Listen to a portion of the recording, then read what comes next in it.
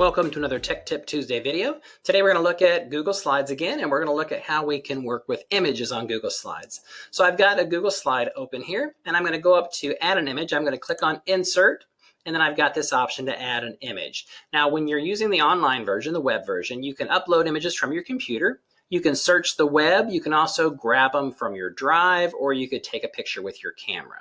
Oftentimes, I would just come in here and I would click on Search from the web, and when you do this, a pane is going to slide out, and here you can simply type in what you want to search for. I'm going to type for cat, and then you'll have all these results that will pop up from your Google search. Now, I will say one thing I found is that doing a Google search this way versus a Google search out here, when you're typically doing a typical Google search, oftentimes the images you get may be different.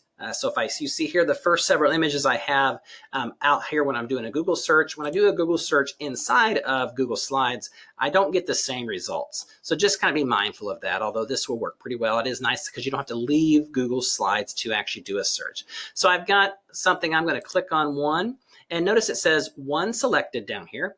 You can actually insert multiple images at one time. So let's say I like that one. I also like this one. I'm going to click on it as well. And notice now you'll see it says two selected. And then I'm going to click on Insert, and it's going to create those images and put them on the slide. There, it's got both of those images inserted. So I could have done that with multiple images. Now, a couple words about images. When you select an image, this is how you can resize it. When you resize an image, you usually want to resize it from the corners. When I click and do that, that way it doesn't get distorted. If I resize it if I resize it from one of the side squares or the top or bottom square, I'm just going to do this.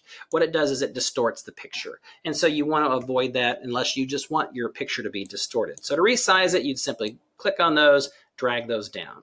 Another cool thing that you can do with pictures when it comes to changing them, if you will, is you can crop them.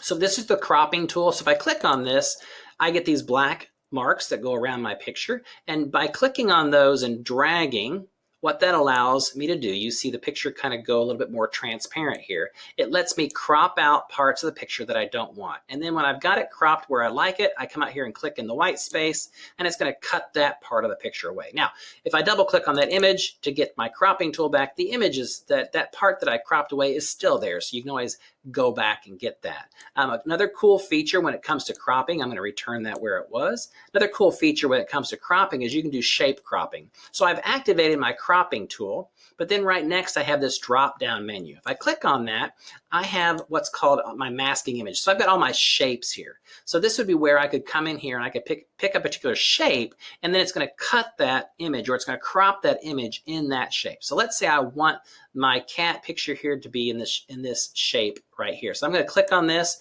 and you'll see it's got the little curve right there. Now I can use these crop marks, and I can drag it so that it crops it a little bit more. Maybe if I want it to be a little bit more cropped in that area. Then I click off in the white area, you see it now, you see it's got that little curve area.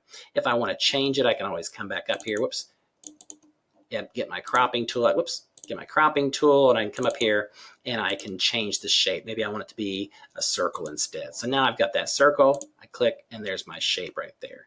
And so that's how you can kind of use that cropping feature. Now, I'm in the cropping. Notice how the cat's ears are a little bit out there. I can resize a little bit, and that will help. And I move my image around to try to get it where I want it to be right inside of there. And then I can also use those cropping marks to get the lines kind of right where I want it. So it takes a little bit of playing around with them, but you see here I've got a nice little picture of my cat that's in the shape of a circle. And so that's something cool you can do when it comes to images. Now notice I've got my images. I put this image in after that image, and this, so it's on top. You can adjust, you can arrange it, if you will. So for example, if you want this one to kind of be in the background, you can come up here to where the order is, and you can send it to back, okay, or send it backwards or send it to the back, depending on how many images you're trying. I'm going to send it to the back, and you'll see now that it's behind this image. So that might be something that you might need to mess around with if you ever have to get images stacked upon one another. You also have the format options that will appear here whenever you have an image highlighted. And when you click on that, this menu slides out, and it gives you some options around here. You can do some sizing and positioning. You can do some recoloring if you'd like. Right now there's no recoloring, but you can see you can give it some strange little artistic effects, if you will. You can do some adjusting, like you can set the transparency and the brightness. You can also add a drop shadow if you want, for example. So I've chosen a drop shadow of black. I'm going to make it a little bit more apparent. I'm going to go a little distance out here. And so you see now it's got a drop shadow behind there. So you have to kind of play around with that a little bit. One thing I love about the images as well that I make sure I point out is this little circle at the top. That gives you the ability to rotate the images. So that's a tool that you want to make sure you're kind of familiar with. Sometimes that really fine-tuning rotation can be tricky. So if you rotate using the little circle there and then open up your format options and come to size and position, then you have the ability to come down here to the rotate, and now I can adjust it up and down and give it a little bit more fine-tuning if I need to. Here. So that's how you can add images and kind of play around with those images and crop those images and add those masks features to those images using Google Slides on the web.